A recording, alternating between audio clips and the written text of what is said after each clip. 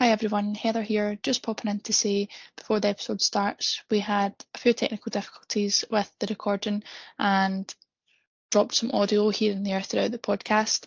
We also didn't capture our last few minutes saying thanks and goodbye to Ruth. So if it ends abruptly, I can assure you we didn't just let Ruth go. So this is our official thanks very much for joining us, Ruth. We really enjoyed the episode and I'm sure everyone else will too. So enjoy. Thanks.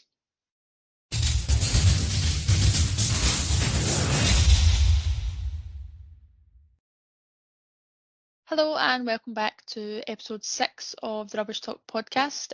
It's myself, Heather Beattie. And myself, Alistair Meldrum. So we're going to do our usual news topic roundup, so a couple of quick things we've saw across the resource and waste management industry the last week or two, and then we go into a really interesting interview with Ruth Innes from NHS Assure. So we'll save you the details for the episode because she talks a lot about what she does in her role, and it's really interesting. I think Heather, we're now in episode 6 and we've not managed to talk about running, so I thought it was about time we had a wee running chat. Okay, so the running chat came up because I've got a friend who is away in Tokyo at the weekend. They're running the Tokyo Marathon, so it's a guy called Ian Young that runs for my local club, AR Seaforth, and he ran his I better get this right, actually, 67th marathon. I think he's trying to get to 100. Wow. Quite an impressive time. He'll curse and swear me if I get it wrong, but I think he was about 3:37. He seems to be able to drink lots of beer the night before and then go out and run a reasonable marathon. But one of the things he posted up was when he was out there, he was saying there was no litter bins. And I sort of replied back to him, half in jest, and said, I bet there's no litter either. Mm-hmm. And he came back and said, you know what? There is not a spot of litter. So it started us thinking as to why. What's the difference? You know, we've got litter bins here and we've got loads of litter still. So what's the difference? So Heather was going to try and work it out, but I'm not quite sure how successful you were in working it out, Heather.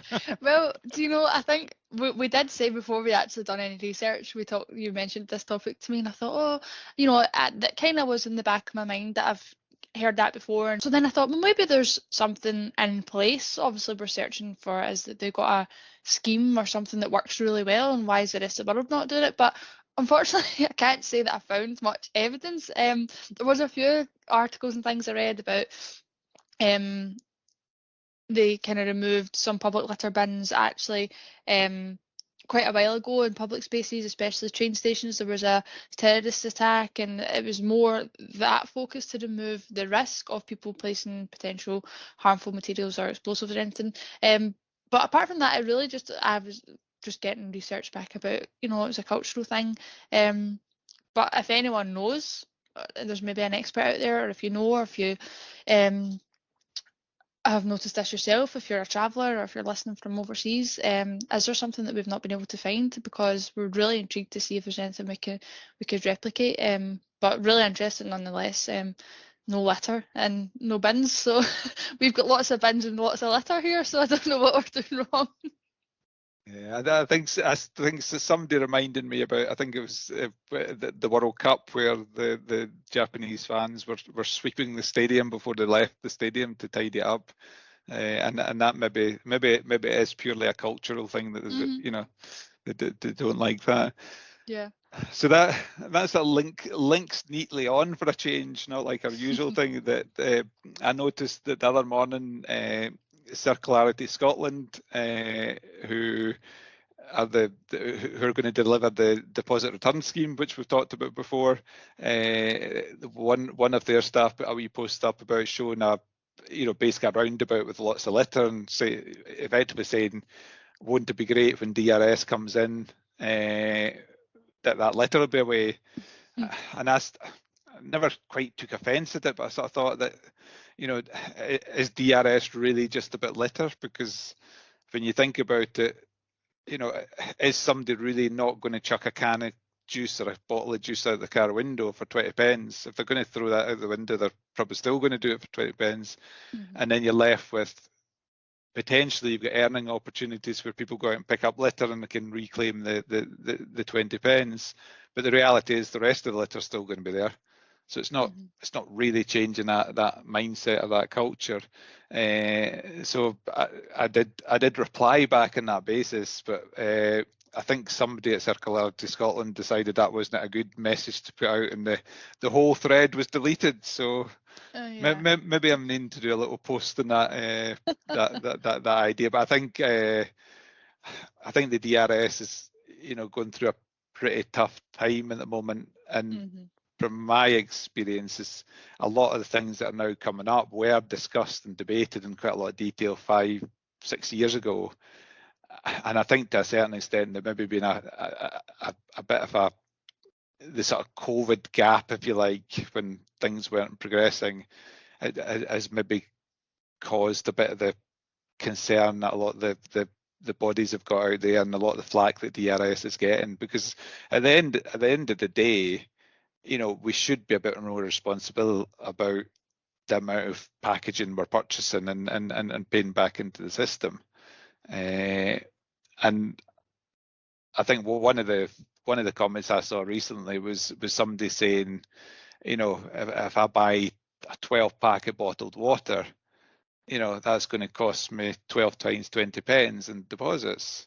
And my answer to that is, don't buy a 12-pack of bottled water, because all you're doing is buying 12 bottles. Fill up a bottle out the tap.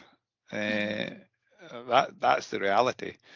So it'll be interesting what progresses with DRS. So yeah, and that was interesting. I think maybe you've just maybe brought up something with your reply that hadn't been thought about in advance, and they thought better just get rid of that altogether, just to save face. But yeah, it was I think good there is point. I think there's politicians, emphasising the benefit to, DRS will cut down on litter, but it'll only cut down on part of the litter. It'll not change the behaviour of people that are prepared to litter. Yeah. So it's a bit of a mixed message that's going out. Yeah, no, I would agree. Yeah, so I suppose I think that kind of links on again, kind of hot topic at the moment. But we were looking at the new council budgets that have recently been released. Just more of a quick comment from you, which you noticed something about a lot of their comms about it. Apologies. No, one of the things that always fascinates me is when the budgets come out, the councils announce budgets, and 9 times out of 10 the press will use a picture of bins getting lifted or streets getting cleaned in terms of council tax rises. Now, in terms of the actual the council tax, I actually went and looked at. I'm in South Ayrshire Council, so in terms of what the money's spent on, 45% spent in education, 37% spent in social care, and waste management, which includes all your bin collections, all your street cleaning, all your ground maintenance, gets a priceless sum of 6%. So in terms of, the most visible part of a council service to people is probably the bin collection. Yeah. But in reality, they're getting a tiny percentage of the budget. The budget's going, a huge part of the budget's going elsewhere. So it was more just a comment. It was just a passing. Yeah, no, I think that's a good point, because as you said, that is probably the first thing that comes to mind. People think about council services and it's often your bin collections and things, and then it's also one of the first things people complain about, but it's quite a good way to showcase that actually they're really, really stretched because they've got such a small percentage of the budget, but it's such an important service. So yeah, I think that's a good comment. So there was one I brought up. You can tell I've been doing a wee bit of my research, and I feel as though we've created the Albion Industry News Hub specifically for my podcast research, because that's where I go to try and find any topics. So one that came up that I thought, again, just a quick comment, but quite interesting. It was in England, so it was a North East company were recently fined £26,000 for odour issues from their anaerobic digestion plant. I just thought it was quite interesting to show, like, we talk a lot Albion services, as permit compliance and everything, and making sure everything's right. And then we do environmental monitoring, biodiesel monitoring, and sometimes you're trying to get the message out there to say why is it so important, but sometimes it's the numbers that get to people. So it was just a comment to say these are the kind of weight of the fines that come along from the Environment Agency or SEPA if you're seen to be not complying with regulations. And obviously there was, I think in this case there was about 20-30 complaints about the smell coming from the plant, and they weren't seen to be complying with the regulations. So yeah, I thought it was just quite interesting. For anyone that doesn't know, that's the type of fines that could be associated with any issues like that, and especially coming from if you're close by to residential areas. It was the homeowners that were complaining, so it's yeah, quite important. I think the odour issue is really important for waste sites, Heather. That quite often sites will be accepting waste that's got a smell associated with it, and it's not. 9 times out of 10, it's not their waste. They're taking that waste in to process it. Now, the general rule of thumb is you're not allowed an offensive odour, but beyond the boundary of the site. Now, the problem with that is what's offensive to one person may not be offensive to another. Yeah. So the sort of analogy to that is, you walk along the street past the Glasgow brewery, or you go by a distillery, you'll get a smell. Now, is that offensive, or is that just a smell? So quite often when we composting sites, you'll go by and you'll get a compost smell. Yeah. Now, somebody could phone in and complain about that, and that would go down as a complaint. But is that really offensive? Is it causing harm to their health? Probably not. Even when it's really bad smell, it's probably not causing harm to their health, because ultimately you get used to smells generally.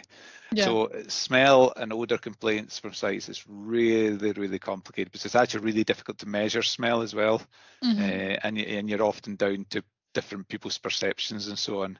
So I've been involved with issues where sites have created smells, and it's really problematic. And one of the things that's really common is houses to get built up around waste sites, and then suddenly for all the householders complain, and you think, well, we're actually here first. And you've got the cheek to complain, and you're probably complaining because we've just put a planning application in to change, to extend the site or do something, and you don't like the fact you're next to a waste site, therefore you're gonna complain. So sometimes you do get public generated complaints just because they don't want the site there. And it's a very difficult thing for an operator to handle. So yeah, it's interesting. I was actually laughing the other day just as you were saying that. I was thinking, I was out walking the dog, and all of a sudden I was like, smells a bit funny, and I thought the only way I know what that smell is because Alice was taking me to a landfill site, and it was this stench that I will never forget is what I could smell. So I was thinking, where's close by that could potentially be coming from? And I thought most people wouldn't even really think twice about it, but you don't forget that smell in a hurry, and that's exactly what it was. If you tell me later off air, I'll tell you what site it is. Well, I'm not going to say whereabouts I was. It was a one-time. It's somewhere I frequent quite often. It was a one-time thing, so maybe just direction of the wind caught me in a bad day or something. But yeah, I can't. I could distinguish that smell in my sleep now, I think. But and so you were having. I thought, was it this week or last week? You were telling me about your walk and talk. You were at quite a wee interesting morning. So. Yep. I think it was last week actually. My weeks have gone. So a lady called Kelly Houston from an organisation called Club Synergy. I actually don't know where she's based. I think she's sort of Glasgow, Stirling direction. And she's got a business doing setting up network events. So she's paid by the Chartered Institute of Waste Management to do fairly regular, I think they're monthly or 6 weekly or whatever, webinars. So we do a session, somebody comes along and presents, and this time it was an organisation called Beauty Kitchen, and they do beauty products and they do kitchen products, but their main thing is to use reusable packaging. So you take the package back and you refill it, and so on. And they've got quite exciting ideas on that area of doing that, and they've got trials in certain sites down south. So the actual webinar was quite good. And then what you do is you get paired up with somebody and you go for a walk, and you have a further chat. So that was great. But as I was walking, I managed to find a bit of litter, but it was a fiver, so I was quite happy on this occasion. So I'm actually £15 up this month or last month, because I found a tenner at the office and I found a fiver. So that type of litter's fine. Yeah. But the other thing I found on the same walk was I've managed to find a sewage leak, which I thought, this isn't great. It's running over a footpath, it's into a river, so I thought I'd better take a photo of that and better report it. So I thought, let's go into SEPA's website, do the report form. I've done all that. I've not heard a cheep, and I drove by the other day, and it's still, it's not pouring out, it's not causing the biggest environmental impact, but you would like to think these systems work where somebody would acknowledge the report and they would do something about it. The landowner, I'm sure if they reported to the landowner, then they would do something about it. So watch this space. If I'm on in a couple of weeks still moaning and not done anything, then I'll maybe try resubmitting it. That would be good to see in terms of, I don't know if they have a kind of estimated response or... They 24 hours. Okay, well, There we're you past go. that at least already. Well past that. Well past I was given the benefit of the doubt there, but yeah. So Yeah. we'll keep a wee eye on that. It's interesting, and that's quite good. I was about to say, for anyone who doesn't know, if they spot something similar, well, if it works, you can report it to SEPA online, and hopefully something will be done about it. Yeah. So just a wee reminder for anyone that you can do these things. We'll put links up to Club Synergy and also the Beauty Kitchen, because they've got some quite interesting stuff up on their website as well. So that was that one. The other one is our mystery of our binge listening has been solved, we believe. So Ewan Lowe, who is based in Singapore, confessed that he did some he actually did some binge sleeping. He fell asleep listening to the podcast that ran on to the next ones, but he's also shared podcasts with his team in Jakarta in Indonesia, so that's why we've got listeners there as well. So we've now at least made contact with one of our international followers. So and he's interesting enough, actually. He's involved in sort of waste management and that type of work, sustainability type of work in Singapore. So I had an interesting chat with him by the LinkedIn chat feed. So thank you, Ewan, for coming forward. Yeah, we were wondering, so it's good to, I'm glad we've done that shout out, because it's good to find out who it was and where the listeners came from. But that's good, and you might have accidentally volunteered yourself for a wee snippet on the podcast for a bit of an international take on waste management and sustainability. So if you get another ping from Alistair, we might be asking for your thoughts on some things. But yeah, that's good, and we appreciate as well, Ewan, that you've shared it, and for anyone else sharing it with your networks and even friends, family. We were at, myself and Alistair were at the Seed Industry Awards last week, and we were telling the whole table of people to get on listening to the podcast. So hopefully we see a rise in the numbers after our word of mouth marketing going on last week. But we appreciate that everyone sharing it and getting involved and enjoying it. So that's good. Good. What else did we have? Another couple of things, didn't we? So I think we mentioned in the last podcast that Switch was doing a webinar on vapes and mainly the environmental impact of vapes. A guy called Scott Butler delivered that. I was chair, and I did have a few Teams issues, but apart from that, I think it went reasonably successful. So the recording of that is out. So if anybody is interested in the sort of environmental impacts, which are massive on disposable vapes, well worth a listen, and we'll share that link as well. And the other one that I am aware of is there is a thing called the UK Vape Industry Association, and they're having a webinar on, I can't find my email now, on the 14th, I think it is, to look at the title of a green print for sustainable vaping. and that is, did I say the 14th? You did. Can't find the date in it now. It's probably jumping out. What we'll do is we'll share. I'm fairly sure it was the 14th. I can't, on the email I sent, I can't for the life of me now see the Okay, we'll have a see check. the date. Yeah, We'll share it on in the notes, and we'll also be sharing it via the Switch forums if anybody's interested. And I'm sure actually if you googled the UK VIA, you would find details on their site, I'm sure. So that'll be an interesting one. So I think there's huge issues with the sustainability of the vapes, and you know how would and the more I've started talking about them, the more I've started noticing them. You know, the boxes, the wrappings, the vapes, the whole lot have just been discarded. So big issue. And I think that was everything apart from our introduction to Ruth. Yes, yeah, which was fascinating. Yeah, brilliant. Really, really good chat with Ruth.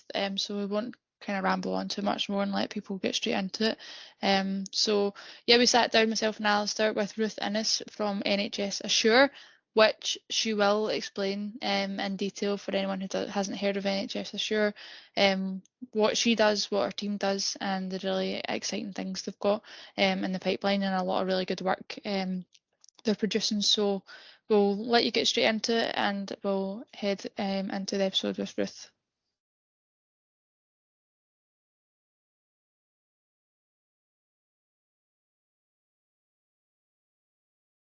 Good afternoon. Welcome, Ruth, to the podcast. How are you? Good, thanks. Yep, thanks for having me. How, all good up north? I think you're Yes. sitting someplace in the glorious Scottish Highlands. Yeah, just between kind of halfway between Beauly and Loch Ness. So we're right in the middle. Any white stuff? No, none No? at all. Oh, Despite really? despite what the news is telling us, but no, we have none. I've a tiny little cavern yesterday, but no, all good. The sun's shining in Highland. Oh, nice. That'll be you snowed in tomorrow for saying that. I know that I said that. There we go. Just to kick off, can you give me a wee bit of background, your current work and your journey in the mainly in the NHS, I think? Yes. Yep, so Ruth Innes, just now Sustainability Manager for NHS Scotland Assure. So very, very early in post. I'm only 4 months in post, but leading on waste and resource efficiency. Prior to that, I was 22 years, I think it's 22 years with NHS Highland. In various roles, but started in clinical effectiveness as a kind of audit role, then went off on maternity leave and came back to a completely new department and decided that I would be a complaints officer. So I was a complaints officer for just about maybe 8-9 years. And bizarrely, that's when I got into waste. I was sitting opposite John Burnside, who was in clinical governance, complaints and risk. Business continuity was all within the clinical governance team. So John was doing business continuity and risk management, but had a sort of previous roles, a kind of waste management experience. It was just prior to the Waste Scotland regulations coming through, and he was approached by our head of estates for NHS Highland and asked if he could have a look at the waste side of things for Highland and just, see where we were at. The previous waste manager had left. So he was asked if he could look at it. So he reckoned 6 to 8 weeks. So I was part-time. At that time, I was 2.5 days. The girls, my 2 girls were just wee. So he said, oh, do you think you could give me a hand just as and when, just on the admin? He goes, 6 to 8 weeks. So I was like, oh, yeah, be extra pennies for Christmas. So 6 to 8 weeks turned into 2 years. And then 2 years turned into a complete move over to States, covering that kind of waste, energy, environmental role. 10 years in total between the whole thing. So if somebody had said to me when I'd gone back after maternity leave and started working as a complaints officer for the board, when you do leave the board, you'll be leaving as a waste manager. When I left Highland, I was deputy head of environment and sustainability. I would have been completely shocked and probably a wee bit horrified. But that's basically, that's been it. And the waste side in hospitals is quite, to me, it's quite fascinating because there's quite a lot of aspects to it. There's the normal waste, and then there's the whole world of clinical waste that quite a lot of our listeners probably have no clue about. No, it's unusual, and I think that's probably what makes it really interesting, is the range of waste streams that we deal with. And certainly, when I started on the waste side of things, I spent a lot of time with John, who was really training me. And I remember sitting when I first met Wendy Rayner. She was technically in this post, and just being like, what on earth? What is this all about? Because you just don't, when you go into a hospital, you don't, as a normal sort of either a member of staff or a member of the public or a patient, you don't think about the clinical waste element and the regulation around that and the complexity of it, and it is so technical, and it's a massive learning curve. And I would dread to think if I could calculate up the hours of John and Wendy and others, I dread to think what that would look like when we were going through that kind of learning process. But it makes it very, very interesting, a wee bit gruesome at times, maybe. There's lots of findings in clinical waste, which we won't go into, but so much opportunity with it as well. So yeah, it's very different, I guess, from kind of standard industry waste management, if that makes sense. Yeah. Good. So Ruth, what I was thinking would be quite good, I know you've probably covered quite a lot of it just naturally there, what you're talking about, but if you could in a few words or sentences describe the difference with NHS Assure, because when I spoke to Alistair, I was saying, oh, Ruth just from the NHS, and she was like, no, he was saying it's actually NHS Assure, and I thought, never even heard of it. So for anyone interested, are you able to summarise quickly either your objectives or kind of what you do?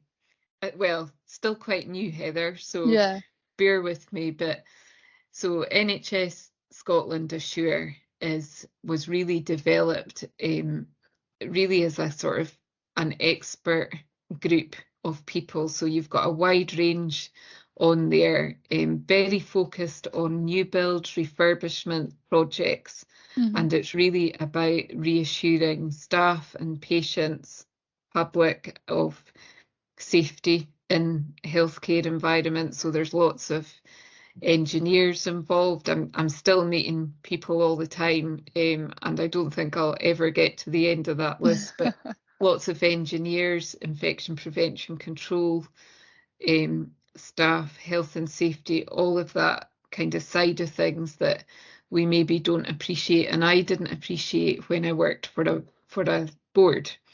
So it is, for me, I sit within the climate change, environment and sustainability team. So we've got leads in there, across that agenda. We've got a biodiversity lead, an adaptation lead, I'm there as the waste lead. Mm-hmm.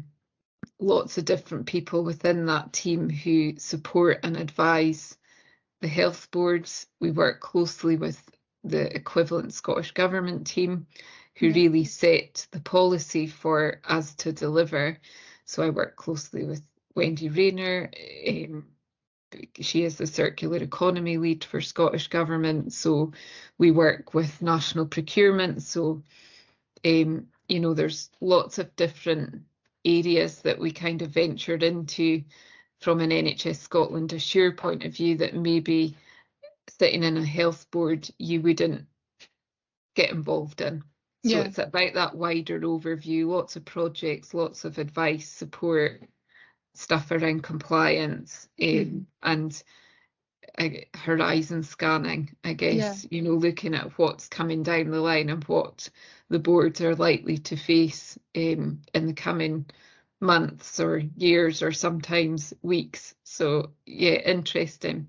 Yeah, absolutely, and so important as well. I think it needs to be there, because even a couple of things you've mentioned, it's so complex that at board level it just becomes, you know, your priorities are often kind of moved around, and it's something that it has to kind of come away from that as a separate entity to have the people focus on it. So that's really important and really interesting for probably a lot of people listening. We talk sometimes about people's careers and how they end up in waste, and it's probably something that has never crossed anyone's mind that maybe even exists. So yeah, you really good insight from you, Ruth, like what other options are out there.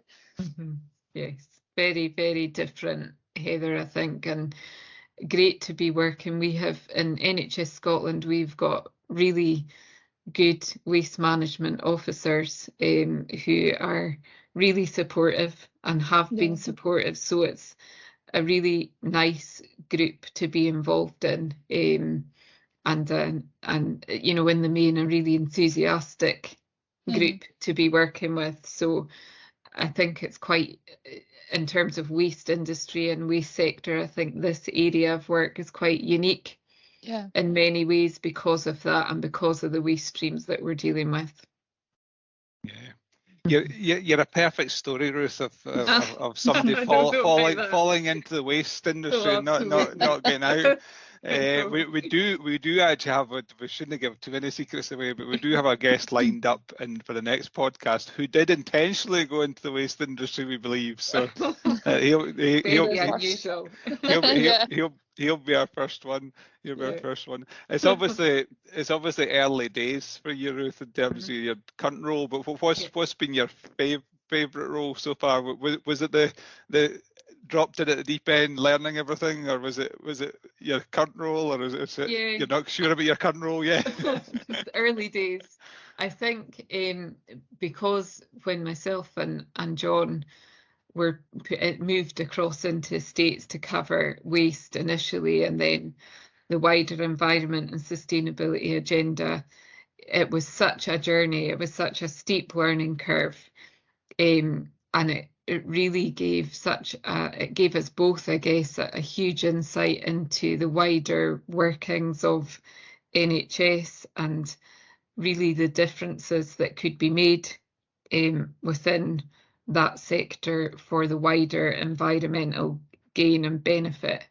I think in terms of roles and projects that I was involved in, it has to be the Green Theatres project. I was just about to ask you about that, so you can explain now a wee bit, actually. I can do. So Green Theatres, I guess, began, it started in NHS Highland, very much led by Dr. Ken Barker, who is a consultant anaesthetist in NHS Highland, and now the clinical lead for this as a wider programme. But really we began this in part by looking at waste segregation in theatre and good waste segregation and what we could do differently, how we could educate staff pre-COVID, well before COVID. So that was kind of the beginnings of it. We then started looking at liquid waste and suction systems, again to remove from that waste stream. And then Ken and his team, so a really good team in Highland developed stuff around anaesthetic gases, a whole host of things that they wanted to change in theatres, and really recognised the impact that their practice, daily practice, was having. So moving on from that, that is now a national programme, which Ken leads on as well. There's a Green Theatres programme board, which I'm still part of. Thankfully, they've not kicked me out, but I think just having that engagement and support from Ken and his colleagues in Highland on the waste and the real interest, and then on the wider thing, was fantastic. Ken is so enthusiastic about the environmental agenda, and he's really pushed things on. Him and Hal Robinson's another one in Highland, really has supported and made such a huge difference. So I think if I was to pick a project from my waste time, I think it has to be Green Theatres project. It's been really good. And from my understanding, it gets involved in things like, my understanding of some of this stuff is sometimes nurses are supplied with a kit for doing something, but they might only need like 2 bits out of the kit, and then it's that then you're trying to push that back down the procurement line to say, well, actually, let's purchase what we actually need rather than purchasing a kit and so on. And that must be interesting, quite complicated, isn't it? I think that's probably, we're still in our, I would say, early stages in terms of, national procurement and how we look at contracts. And a lot of this is around what we're buying. Can we actually recycle it? It's quite, I'm not going to do it for time, but to my right hand side, I've got a little box which is full of theatre stuff. My husband keeps saying you could almost do a surgery up here, but it's the packaging and that sort of waxy paper that a lot of stuff is packed up in and can't be used, and gloves that are put in trays which are maybe not always required, and that it's not just about the whole environment sustainability agenda is so much wider than environment sustainability folks. It's national procurement, it's contract management and suppliers thinking differently about how they're packaging things and what that material is and what is going to happen to it at the end of its life. And if there's stuff in those trays that actually we don't need, but because we've opened the tray, then out it goes as a waste. So it is such a wider view on it, which is interesting. And the pricing side of the, in terms of residual waste or recycle it versus clinical waste, there's a big range in price there, isn't it? From huge tens of pounds a tonnes to almost thousands of pounds per tonne, isn't there? Yeah, huge difference. Probably rough figures will be 3 times as much as domestic recycling, 4 times as much in some areas, depending on your individual board contracts. But massive difference, and also the distance that waste is travelling. Our high temperature incineration is going south of the border a lot of the time. Even, I'm obviously based up in Highland, and our Orange Bag clinical waste is travelling down to the central belt. So it's that element as well, not only about the type of waste that we're producing, but the miles that it has to travel to be treated. That's kind of key to that whole environment sustainability theme. Yeah, it's so complex just hearing you talk about it, Ruth. I mean, obviously we do a lot on this, and then I'm thinking they're recently done, Albion Environmental's carbon footprint and stuff like that, and you think, looking at all your different scopes, like you can't even begin to think, well, how would you start with somewhere within the NHS, because you're talking about procurement, how far it's got to travel, you have to consider that, and the complexity of the materials used. But then also the infection control. It's easy for quite a lot of businesses to say, yeah, okay, we'll just reduce the amount of times or we'll reuse that, but that often isn't the case, and your infection control is number one before having to reduce your material use. So it's I can't even begin to imagine. So I've actually just recently looked at the Green Theatres programme for another project, and I was thinking, God, some of these things, it seems quite simple in practice, but you think it's, as you've just talked about, going further down the line, okay, don't use as many materials if you don't have to, or don't lay out what you might not use. But if it's already ordered and sitting there, and that's the protocol in theatres, whatever, then it's a long chain to change it all, isn't it? Yeah, absolutely. Yeah, it's very complicated. But I think particularly with that Green Theatres now being a national programme, and particularly the anaesthetic gas side of things, there's been huge progress made in the way that people think and the way that clinicians think, and wider Scottish Government, there's been a massive support for Ken and that programme. It's been really encouraging to see. So hopefully in time there'll be more of a buy-in, and I think that's happening with suppliers already. More of a thought process about what it is that they are producing as a manufacturer and what's the end result of that. And there's some waste that clinical, and there's always going to be a need for that, and we understand that, but it is just that thinking out the box a wee bit sometimes, that wider thought process. No, it's really successful already that it's a national programme, so it's promising to see what you can do in the future. So kind of moving on a wee bit from that, it might be different because we've just discussed how complex it is, so I don't know how easy you can apply it to everyday life, but we always ask people, has your experience in the waste industry changed your opinions or your habits outside of the workplace? So normally it's your household recycling or things that you notice when you're out and about. Do you think that's happened to you? Oh, absolutely. I've got, my girls are now teenagers, so 17 and 14, and they are continuously mortified by me taking photographs of bins and stuff like that.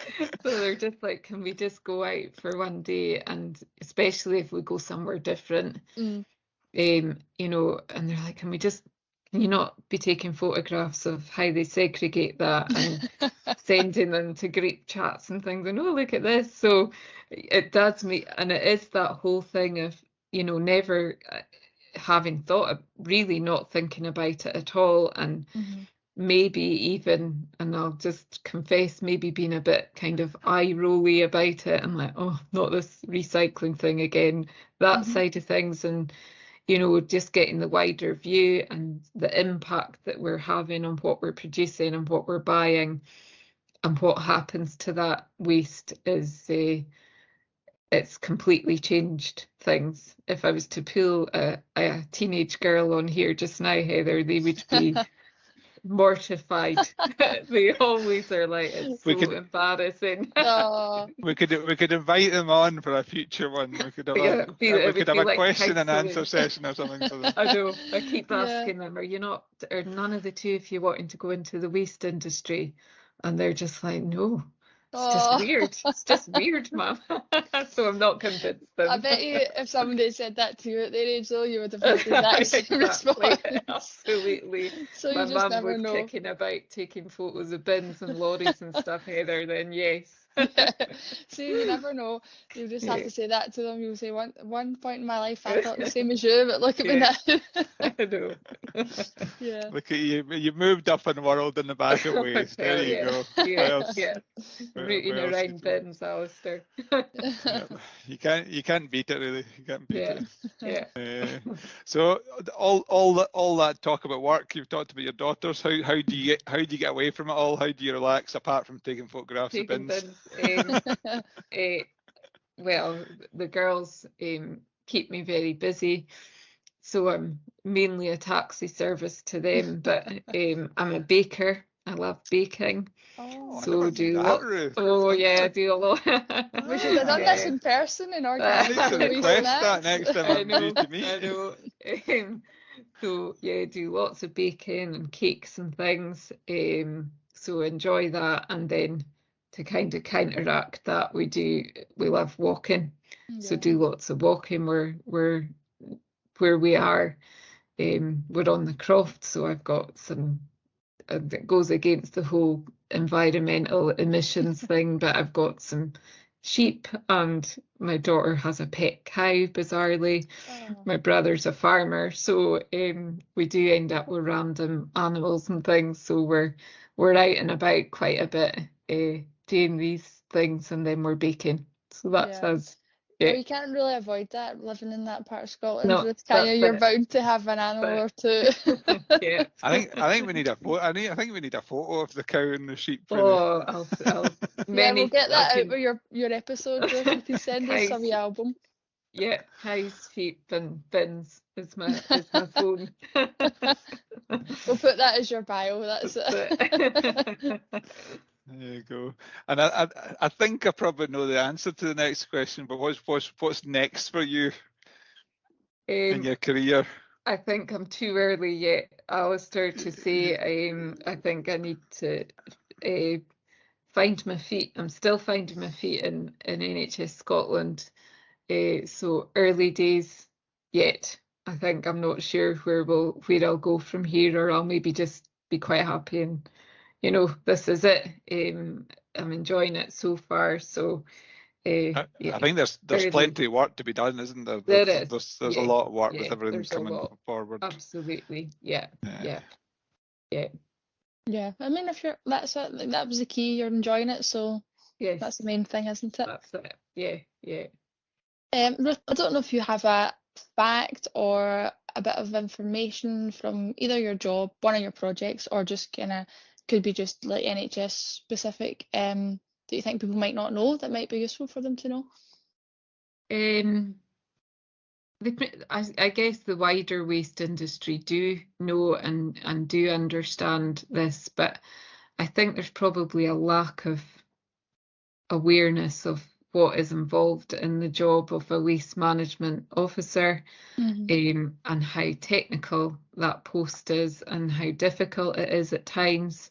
And I think probably in terms of waste industry folks do realise that and do appreciate that, but the wider, I'm generalising, but the wider public perhaps do not realise the technicality of that post and what's involved, particularly in a healthcare setting. Yeah. So it's a bit of well, it's just bins and it's just rubbish. How hard can it be? So I think it's maybe that for me, Heather, if this was going out to, folk that are not in the waste industry, and if there's folk listening from that, it's definitely that, and how complex it is, but also how interesting and exciting, and the opportunities that are there to be had within these type of waste roles in the wider waste industry. Yeah, That's exactly. You could do a promotional advert. That's exactly if I were trying to do these podcasts. Yeah, I think it is just that it's that education bit. There seems to be this sort of idea that, oh, well, it doesn't really matter if you're not recycling, and shove it in whatever, because it all gets, the famous one, and particularly it all gets burnt anyway, which, isn't the case. And, there's really good waste companies and contractors out there and local authorities that are working really hard on this. So it is just about educating what is actually happening to your waste and segregating really well, and just doing that as a sort of natural thing that you do, which we should all be doing, but somehow are not. It's No, absolutely. bizarre, and it's so straightforward and easy to do. It's not rocket science in the home environment. So it is. I think it's about knowing where your waste's going and trying to understand that waste journey. Yeah. Yeah. I think that's the thing. I think if you talk to the public, most of the public don't actually know whether That's we, it. you know, a lot of local authorities in Scotland, I know roughly where their waste's going. I know the Yeah. sites, and Yeah. that's to a certain extent quite important. And I don't think the Mhm. public don't know that, and it's not their No. fault. No. They've never been given that information. Yeah, absolutely. Yeah. And it is, there's maybe a wee bit of responsibility on, you know, contractors and local authorities and NHS, wider NHS, to do a wee bit more education there, so that you know, it's an important message, but also quite easy to find out if you ask the right questions, I think. Yeah. No, Sometimes. absolutely. Yeah. Absolutely. Good. Okay. We're getting near the end here. A bit of industry jargon or an acronym that's your favourite, your one that you think. Oh, I've got a few. Well, there's so many. You're all allowed one. You can give us there's more, so but you're all many. allowed to pick one as your best. Well, I'll pick one that I'm using all of the time just now, and probably the rest of industry is as well, and that is RVMs. I thought you were going to say DRS there. No, nearly. It's RVMs. I use that reverse vending machines all the Right. time, so nearly DRS. Yeah, nearly, yeah. Yeah. I think that's my main one just now, Alistair, which is bizarre when I'm working in a healthcare environment, but that is And for people that might not know what they are, explain what they are. So the reverse vending machine are a result of the deposit return scheme due to go live in August, all being well. Controversial, I think, just now, but just a bit. Yeah. So I probably shouldn't have even mentioned it. So basically, these are the machines where you pop your bottle, can, whatever in there, and get your 20p back or your voucher back. That's makes it sound so straightforward, but it's not. Well, it should be. That's the thing. I've never actually thought about it. Is it actually 20 pence you get back, or is it just a voucher you get back? I think there's the option. There's the voucher just now, and I think some of the machines are setting up like you could tap your card. Your card a bit. And there's apps and stuff being developed. Yeah. Going towards the cashless here or something. Yeah. Everyone walking about with a handful of 20p's isn't going to go far when you go into a shop that says card only. I know. But then there is the option. There does have to be a cash option, I believe. Yeah. I'm still learning it, very much learning it as well. It seems to change quite frequently on what we're doing, but interesting and should be straightforward, Heather. You're absolutely right. I'm just thinking that the hourly rate for litter picking at the side of Scotland's roads is actually going to be quite impressive. As I reckon you could do about five cans or bottles a minute. So that's a pound a minute. So you're £60 an hour by going litter picking. That's your retirement. Sorry. Absolutely. It will be. Absolutely. We'll be saying, where's Alistair today? He's just doing his second job. He's out at the second motorway. Brilliant. Yeah.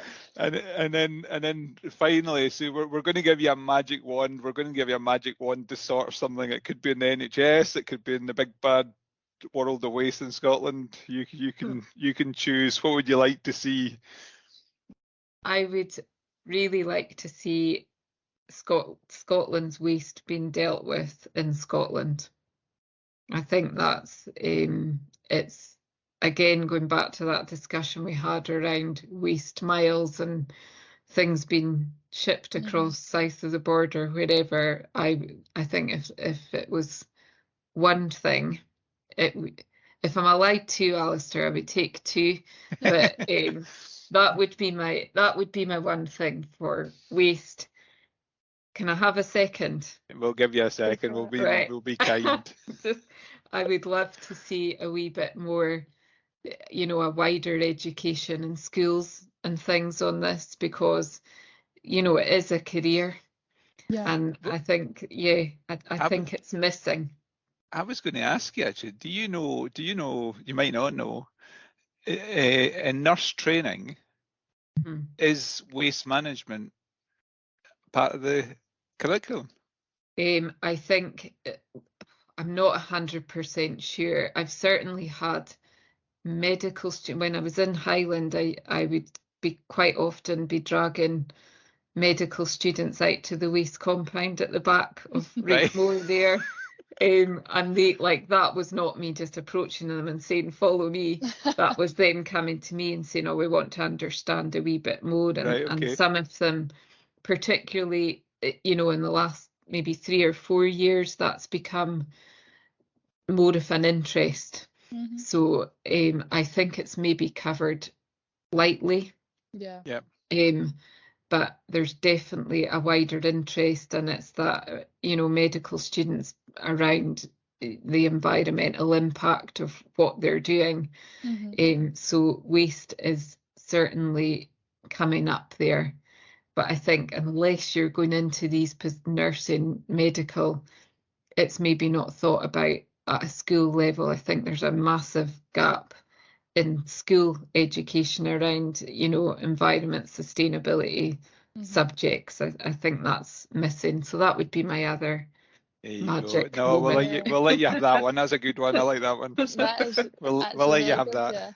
Yeah. Well, that actually leads on quite nicely. So to the final question that I've added in, because especially for you, Ruth, there's probably definitely not a straightforward answer, but for anyone willing to follow or a similar career path, do you have any advice? I know everyone's journey is completely different, but how to get started, where to look, and where to reach out to? Yeah, it's a tough one, Heather. Given that I didn't take a kind of normal route into this, but I think if it's healthcare, your contacts within environment and sustainability teams, waste teams, portering teams are quite key sometimes. There's definitely more kind of online uni type courses available, or in placement uni. I'm trying to find something just now more online for me just to develop. So yeah, I think there's lots of different routes in it, but I've not met anybody yet. And Alistair, you're saying that your next podcast is somebody who actually wanted to do this job, so I haven't actually come across anybody who's left school and thought, right, I just want to be a waste manager, but there's probably lots of routes into it, particularly now, because it's part of that wider agenda on environment, climate change, etc. So that would be the direction, or go to your local boards or your local council and speak to your waste team. Yeah, I think it just shows you, sorry Heather, it just shows you the diversity. This will be the 6th podcast, and we've had 6 totally different people. With 6 totally different routes into the sector, and doing very different very different roles. So I think there is a real lack of awareness of, how important the waste and resource and environment sector is. And the opportunities that sit within it. So absolutely, it is. It's so interesting. I mean, there's not many folk that can say they really love their job, but I do. I find this whole industry just really exciting and quite progressive, and that's maybe lacking. It's not. There's maybe not a realization out there in education or healthcare or just the wider public that the waste industry is quite progressive. It's a determined industry, I would say, to do things, and there's a real want to do things the right way from the wider industry, and that's maybe not realized out there. I mean, I didn't know about it before, so it's that there's so much work going on in the background, and it's maybe goes unknown or unnoticed. There's so many options with it, Heather. I think it's not just about raking around the bins and taking photographs and things like Yeah. that. There's so many, you know. That's it's an such- important part, Ruth, that because is- that's where you find out what's going on. That is the favourite bit, Alistair. That's definitely the favourite bit. So, yeah, it is. There's lots of opportunities and lots of scope with it, I think. Yeah. So it's encouraging to see these Absolutely. courses being developed. And Alistair, if you could get the university to do an online of that course, that would be great. We can work on it.